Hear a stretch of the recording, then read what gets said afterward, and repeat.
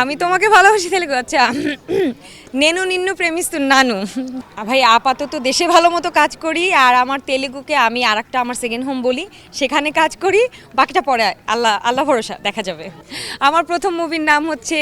সাকালাকালা বাল্লাবুডু আর আপনারা তেলেগু ভাষা না পেরু মেঘলা মুক্তা আমি তোমাকে ভালোবাসি তেলেগু আচ্ছা nano Ninnu প্রেমিస్తున్నాনু thank you difficult যেরকম বাংলাদেশে সেরকম বাইরেও আপনাকে অডিশনের মাধ্যমেই যেতে হবে আপনাকে লুক টেস্টের মাধ্যমেই যেতে হবে তো প্রসেসগুলো কিন্তু সেম যেটা বাংলাদেশে করতে হয় না আমি যে জায়গাটায় কাজ করেছি তেলেগু ফিল্ম ইন্ডাস্ট্রি সেখানে বাঙালি বাইরে থেকে আসছে অস্ট্রেলিয়া থেকে কানাডা থেকে ইট ডাজেন্ট ম্যাটার অনেক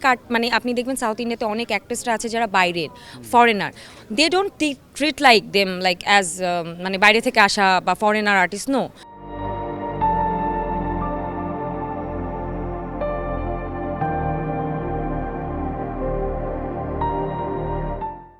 আপনার গল্পের সাথে তাকে যাচ্ছে তাকে যতটুকু ট্রেন করে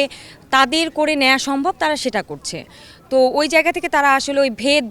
ভাওটা করছে না একদমই করছে না তো ওই জায়গায় আমার মনে হয় যে আমি যদি কিছুদিন আরও থেকে কাজ করতে পারতাম একটা খুব ভালো পজিশন ক্রিয়েট করা পসিবল হতো আমার জন্য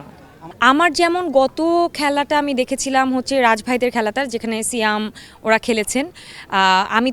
আমি তো অসম্ভব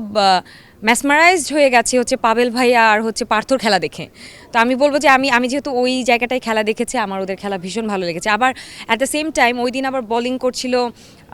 আমি টিমের নাম বলতে পারছি না বাট একটা খুব সুন্দর ক্যাচ হয়েছে যেটা কোহলি করেছে it's like a flying catch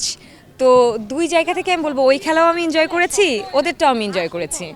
এটা ভালো লাগছে না হঠাৎ করে মেঘলা মুক্তাকে দেখা যাচ্ছে খেলার মাঠে এটা খুব ভালো বিষয় না হঠাৎ দেখা যায় না এখন খেলার মাঠে দেখে ফেললেন এবার না দেখাই যেত কিন্তু আমার ইনজুরির জন্য এবার আমি খেলছি না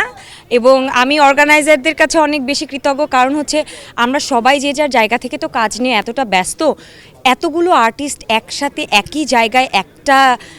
প্ল্যাটফর্মে আনা এটা কিন্তু অনেক বড় চ্যালেঞ্জিং একটা বিষয় তো সেই জায়গা থেকে সবার সাথে দেখা হচ্ছে আমার কাছে তো মনে হচ্ছে একটা মিলন মেলার মতো তো এইটা যেন আবার নেক্সট ইয়ার হয়